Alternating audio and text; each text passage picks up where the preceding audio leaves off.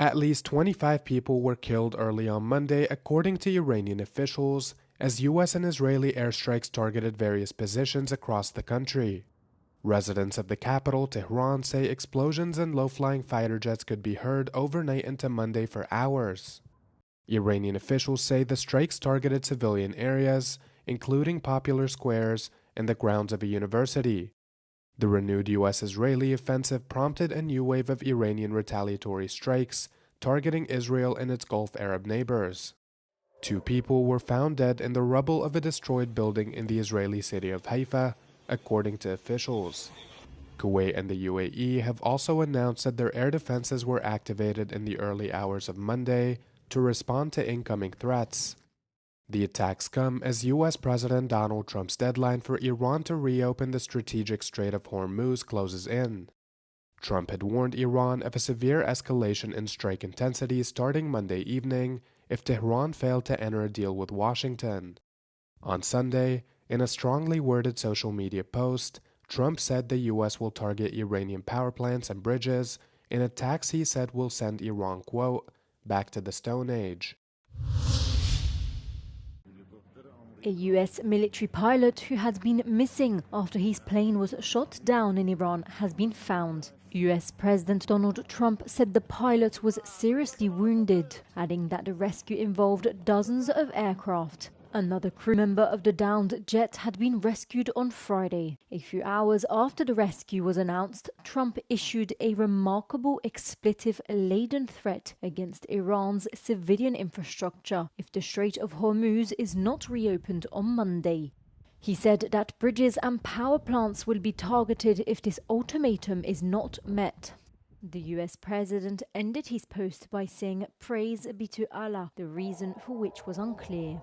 Meanwhile, Iran's retaliatory strikes have continued in the region, with damage reported at civilian facilities in the UAE, Kuwait and Bahrain. The war began after the US and Israel struck Iran in late February and has since killed thousands, shaken global markets, cut off key shipping routes and spiked fuel prices.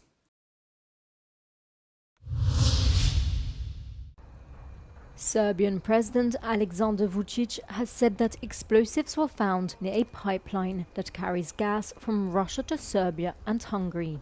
He said that 2 large packages of explosives with detonators were found inside backpacks in northern Serbia's Kanjiza, close to the Balkan Stream pipeline. The pipeline is an extension of the Turk Stream.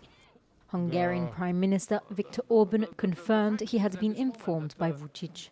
There were no details provided on who may have placed the explosives near the gas pipeline or why. Instead, Vučić said there were certain traces but was unwilling to elaborate on what they were. Oil and gas pipeline infrastructure connections with Russia have been in the headlines in recent months, with the Druzhba pipeline that carries oil to Hungary and Slovakia being damaged in a Russian strike earlier this year.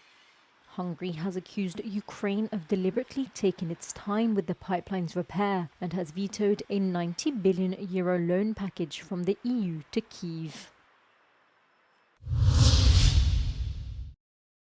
More than 70 are feared dead after a boat carrying migrants capsized in the central Mediterranean Sea, according to NGOs. The NGO Mediterranean Saving Humans posted on social media that the boat departed Libya on Saturday with around 105 people on board. Commercial ships recovered 2 bodies and rescued 32 people from the boat, with the rest still missing. They added that the incident happened in a search and rescue zone handled by Libyan authorities. The rescued migrants were taken to the Italian island of Lampedusa. The NGO described the accident as a consequence of policies by European governments that refuse to open safe and legal pathways for migrants. At least 683 migrants have lost their lives or gone missing since the start of 2026, according to the UN's Migration Agency. Italian authorities have said that 6,175 arrived on Italian soil over the same period.